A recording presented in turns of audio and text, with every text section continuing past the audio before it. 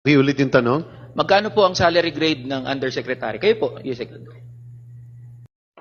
SG salary grade 30, Mr. Chair. Okay po. Magkano po per month yun?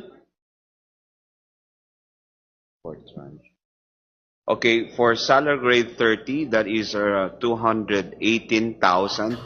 218,000 po. Based Ang laki on ng this, sahod niyo. table that we Pambira. Director, magkano po salary grade nyo, Director? 26. if I'm Magkano not po per mistaken. month yun? That would be 37. 137. Ayun po ang punto ko, Mr. Chair. Kami, Karamihan ho, 400 ng ang mga opisyal ho natin, pambira. kumikita, sumasahod, 200, 300,000 kada buwan.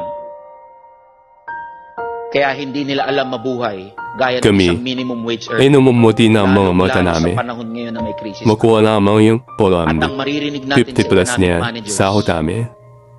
Samantalang bigyan kayo, na lang ng ayuda ang kayo mga sa minimum salapi. wage earners kaysa itaas yung sahod nila. Ganyan ka-detached sa realidad ang mga economic managers natin. Maraming salamat po, Mr. Chair.